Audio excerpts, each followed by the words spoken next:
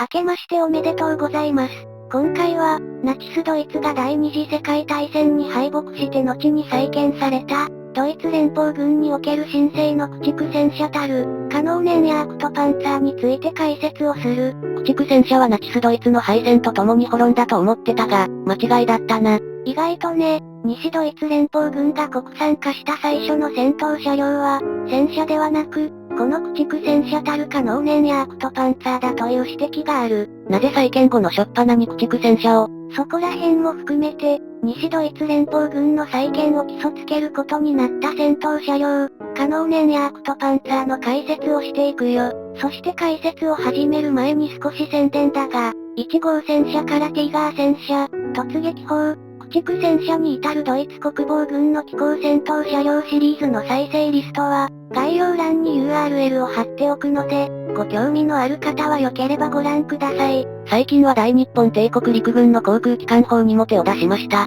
というわけで、カノーネンやアクトパンツァーの解説をしていくよ。さて、第二次世界大戦で敗北を喫し、連合国軍による占領期を経たドイツは、東西ドイツに分かれて、再び独立国家となった。西ドイツ連邦軍では、再び国産戦車を備えることで独自の戦力を整備する構想が立ち上がり、まずは戦車の開発を検討することになった。そら最初は戦車に目が行くだろうな。しかしながら、西ドイツ連邦軍の初期における戦車開発は、結果として暗礁に乗り上げてしまう。なぜ暗礁に？戦車は構造が比較的複雑なため、敗戦によって戦車開発に必要な各要素を喪失していた西ドイツ連邦軍にとって、ハードルが少々高すぎたらしい。西ドイツ連邦軍は、戦車開発を諦めたわけではなく、後年はレオパルド1の開発にこぎつけることになるが、まずはハードルの高い戦車ではなく、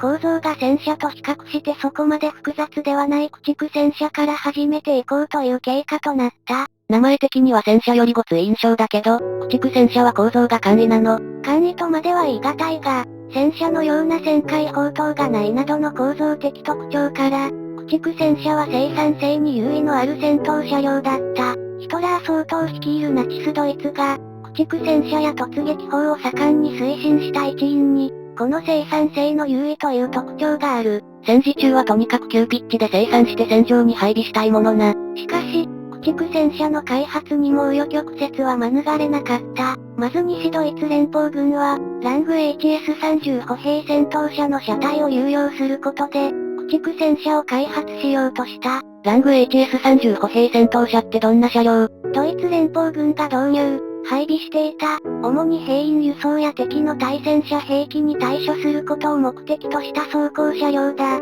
設立当初以降、ドイツ連邦軍はアメリカ軍から供与を受けた兵備で戦力を整備していたが、ドイツ連邦軍独自の考えとして、戦車に随伴して戦闘を行い、戦車部隊同士の戦闘に際して障害となる対戦車兵器などに応戦して、戦車を支援するために設計された車両が必要だという認識を抱いていた。さすが第二次世界大戦で機構戦の修羅場を経ただけあるな。その発想のもと導入されたのが、スイスの企業が開発したラング HS30 歩兵戦闘車だ。当時の歩兵戦闘車としては重武装が施されるなど、ドイツ連邦軍は相応に気合を入れて導入に踏み切ったが、結果としてエンジントラブルやその他の問題が続発したこともあり、当初想定されたほどの導入数には至らなかった。新しい駆逐戦車を製造するにあたっては、その車両を有用してしまおうということか。ドイツ連邦軍はラング HS30 歩兵戦闘車を車体に有用し、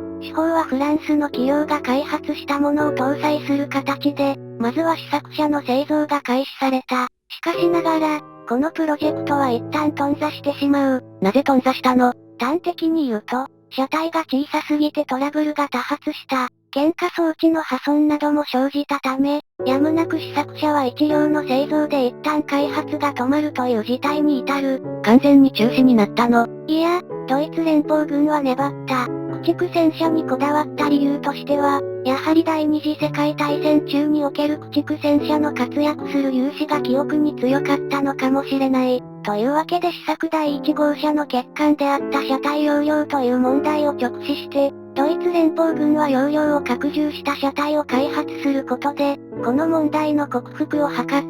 これに加えて、開発製造の発注先については、民間の2企業を対象とした競争施策、いわゆるコンペ方式とし、質の向上を図った。コンペに勝った企業に量産を任せたの。いや、これは第二次世界大戦前や大戦中にもあった話だが、量産技術の確立のため、試作車両のコンペでは片方の企業に軍配を上げたが、量産の段階ではコンペで競った2つの企業に発注を振り分けた。駆逐戦車の製造事業なんて発注元は軍だけだから継続的な発注がないと技術がどんどん廃れるだろうしな。次に、カノーネンやアクトパンツァーの武装などについて話をしていくが、まず、同社の主武装は、大規模軍需企業であるラインメタル社の製造した BK90L4090mm 対戦車砲だ。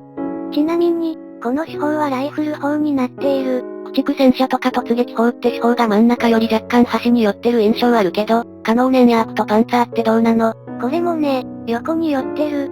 すごい若干だけど。